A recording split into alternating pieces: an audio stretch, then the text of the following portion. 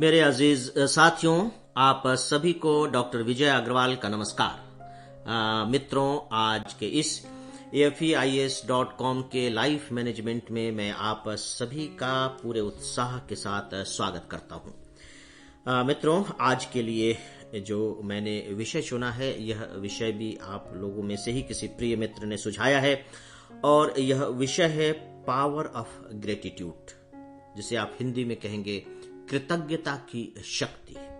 बहुत अच्छा विषय है और मुझे लगा कि इस विषय पर कुछ बातें की जानी चाहिए।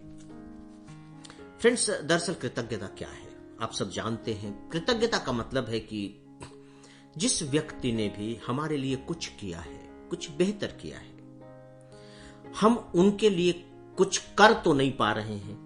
मतलब मान लीजिए कि किसी ने मेरी बहुत मदद की, आर्थिक रूप से मेरी बहुत मदद की है, तो मैं तो आर्थिक रूप से उनकी मदद करने की स्थिति में नहीं हूं। हाँ, भविष्य में कभी मेरी ऐसी स्थिति हो जाएगी तो फिर मैं देखूंगा, और वो भी तब यदि उन्हें मेरी मदद की जरूरत पड़ी तो। लेकिन फिलहाल तो मेरी स्थिति ऐसी है कि मैं आर्थिक रूप से उनकी मदद नहीं कर सकता, तो मैं क्या कर सकता हूं? तो दोस्तों, एक ही बात दिखाई देती है, व्यवहार में एक ही चीज होती है और दिमाग में एक ही थॉट आता है, और वह है कि मैं उसके प्रति, उनके प्रति अपनी कृतज्ञता व्यक्त कर दूं। कृतज्ञता के लिए एक दूसरा शब्द इस्तेमाल किया जाता है, धन्यवाद, शुक्रिया।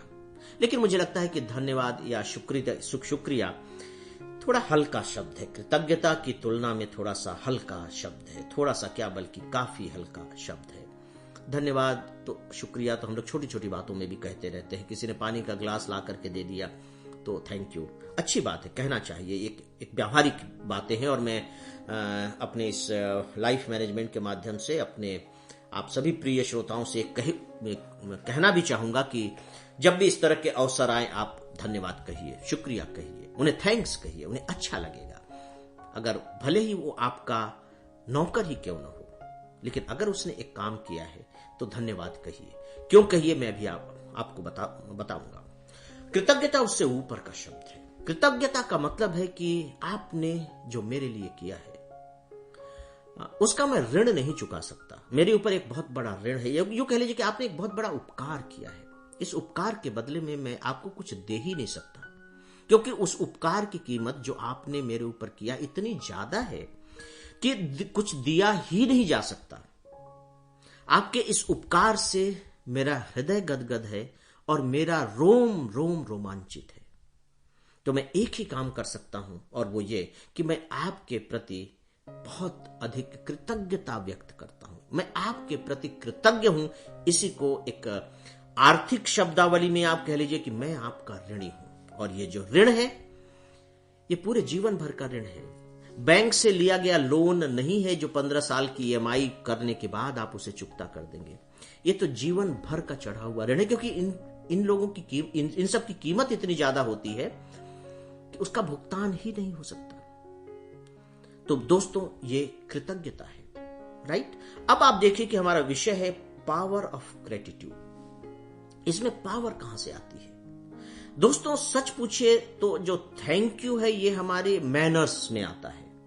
फिर भी तो एक अच्छी चीज है। लेकिन जो कृतज्ञता है, ये उस मैनर्स से गहराई में जाकर के, भावना के स्तर पर पहुंच करके, सच पूछिए तो मुझे तो कभी कभी लगता है कि ये आध्यात्मिकता के स्तर तक पहुंच जाता है। आपने देखा ना कि आप इसका भुगतान कर ही नहीं सकते। ईश्वर के प्रति हम कृतज्ञ होते हैं कि हे ईश्वर, तुमने मुझे जीवन दिया। हे ईश्वर, तुम मुझे स्वस्थ रख रहे हो।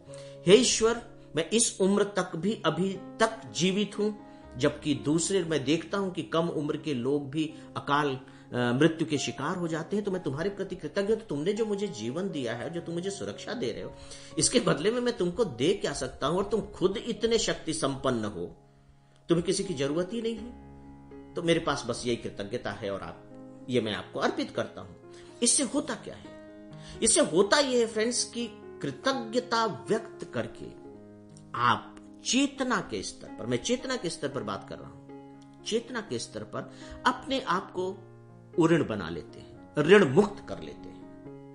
और जैसे ही आप ध्यान दीजिए, आप अपने दादाजी और अपने पिताजी से पूछिए कि उन लोगों ने कभी यदि कर्ज लिया होगा और जिस दिन उन्होंने कर्ज का भुगतान कर दिया होगा, उस दिन उनको कितनी राहत मिली होगी, कितने सुख और चैन की नींद वो सोए होंगे, उनको कितने हल्केपन का एहसास हुआ होगा। लग रहा होगा जैसे कि वो बंदी गृह से छूट गए हैं। उनको अपनी चेतना उन्मुक्त मालूम पड़ी होगी जिस दिन उन्होंने ऋण का पूरा भुगतान कर दिया, और जिस दिन वो ऋण ले रहे थे इसके ठीक विपरीत स्थितियां हो रही थी। तो दोस्तों, अगर भौतिक जगत में ऋण का भुगतान करने का यह प्रभाव हमारे ऊपर पड़ता है, सकारात्मक प्रभाव, भी मैंने जितनी भी बातें बताई हैं वो पॉजिटिव इंपैक्ट है, तो आपको क्या लगता है कि भावनात्मक स्तर पर या चेतना के स्तर पर या मानसिक स्तर पर जब हम इसी तरह का भुगतान करते हैं और उस भुगतान के जो सिक्के हैं, जो करेंसी है, वो कृतज्ञता है, कृतज्ञता ही उसकी करेंसी है, तो हमारे अंदर की स्थिति क्या होती होगी? अगर चेतना की स्थिति यह है, मस्तिष्क की स्थिति यह है कि हम उन्मुक्त महसूस कर रहे हैं, हम अपने को हल्का महसूस कर रहे हैं, गहरी चैन की नींद आ रही है, तो आपको नहीं लगता कि कृतज्ञता व्यक्त करने के बाद हमारे ऊपर कितना पॉजिटिव इंपैक्ट होगा? आत्मा कितनी प्रसन्न होगी? मैंने कहा कि रोआ रोआ रोमांचित हो जाता है। तो दोस्तों, ऋण का भुगतान करने से तो हो सकता है कि चेतना प्रसन्न होती हो, लेकिन कृतज्ञता व्यक्त करने से तो रोआ रोआ प्रसन्न हो जाता है। और जैसे ही प्रसन्नता होती है, और प्रसन्नता जितनी अधिक होगी, याद रखिए प्रसन्नता का मतलब ही है कि आपके अंदर पॉजिटिव एनर्जी का एक जनरेटर शुरू हो गया है, एक बिजली घर तैयार हो गया, पावर हाउस तैयार हो गया, और उस पावर हाउस में जो एनर्जी जो तैयार बन रही है वो पॉजिटिव है। यानी कि आपके चारों तरफ, आपके अंदर तो है ही है, वहां तो बिजली बनी रही है, आपके चारों तरफ एक पॉजिटिविटी आ गई है, चारों तरफ एक तरीके का आभा मंडल बन गया है, एक घेरा बन गया है। और वो जो आभा मंडल है वो सिर्फ आपको प्रभावित नहीं कर रहा है, आपके हेल्थ को प्रभावित कर रहा है, आपके चिंतन को प्रभावित कर रहा है, आपकी सफलताओं को प्रभावित कर रहा है, आपके चेहरे तक को प्रभावित कर रहा है, और सिर्फ आपको ही प्रभावित नहीं कर रहा है बल्कि हर उसको प्रभावित कर रहा है जो इस घेरे के दायरे में है, जो आपसे मिल रहा है। वह भी पता नहीं क्यों, किस तरीके से, खुद भी नहीं समझ पाएगा, लेकिन एक पॉजिटिव एनर्जी लेकर के जाएगा, उसको अच्छा लगेगा, आपसे मिलना उसको अच्छा लगेगा। और केवल अभी ही अच्छा नहीं लगेगा, बल्कि जब जब मिलेगा तब तक अच्छा लगेगा, और इसीलिए वो आपसे मिलना चाहेगा, आपसे वो जुड़ना चाहेगा, और हो सकता है आपके लिए वो कुछ करना भी चाहे, क्योंकि वो आपसे इंप्रेस्ड हो गया है, आपको वो अपने अंदर महसूस कर रहा है, वो केवल देख नहीं रहा है, वो आपको अपने अंदर महसूस कर रहा है। और ये जो आभा मंडल बना है, जो दूसरे को महसूस करा रहा है, जो दूसरों पर इतना जबरदस्त प्रभाव डाल रहा है, याद रखिए इसके पीछे नो डाउट की तात्कालिक कारण तो यही है कि आप अंदर से खुश हैं, आप अंदर से प्रसन्न हैं, आप अंदर से निर्मुक्त हैं, आपके अंदर उत्साह है, आपके अंदर कोई अपराध बोध नहीं है, क्योंकि आप ऋण चुका चुके हैं। तात्कालिक कारण तो यह है प्रसन्नता, लेकिन जो इसके नीचे की जो सीढ़ी है, या इससे पहले की जो सीढ़ी थी, वो क्या थी? वो तो कृतज्ञता ही थी ना, क्योंकि कृतज्ञता आपने जब व्यक्त किया तब फिर ये चीजें हुई। तो शुरुआत तो जैसे गाड़ी स्टार्ट जो करते हैं, तो जो चाबी आपने घुमाई, तो वो चाबी तो कृतज्ञता की चाबी थी, और एक बार जब गाड़ी स्टार्ट हो गई तब फिर वो गाड़ी आगे बढ़नी शुरू हुई, और फिर आप उसको कितने भी स्पीड से ले जाइए, ये आपके ऊपर है। मित्रों, जो आप साधु संतों से मिलते हैं, आपका अगर अनुभव रहा हो, आप साधु संत कहने का मतलब, एक तो हमारे दिमाग में एक वही इमेज आती है कि जो उस तरह के वस्त्र पहने हुए हों, जिनकी दाढ़ियां बढ़ी हुई हों, जिनके बाल लंबे हों, ये हमारी एक परंपरा रही है, तो हमारे दिमाग में ऐसी ही तस्वीर आती है। लेकिन यहां उन साधु संतों में मैं एक बात और ऐड करना चाहूंगा, एक और तत्व ऐड करना चाहूंगा। ऐसे लोग जो बिल्कुल सम की स्थिति में आ गए हैं, न ऊधो का लेना न माधो का देना, जिनका व्यवहार बिल्कुल शांत, संतुलित और मानवता की करुणा से भरा हुआ है, मानवीय विचारों से संपन्न व्यक्ति, ये सब के सब मेरे लिए साधु संत हैं। तो जब आप ऐसे लोगों के संपर्क में आते हैं तो आपने महसूस किया होगा कि आपको अच्छा लगता है, बिना कुछ कहे ही अच्छा लगता है। ये तो आप हम सब के अपने अनुभव की ही बात है।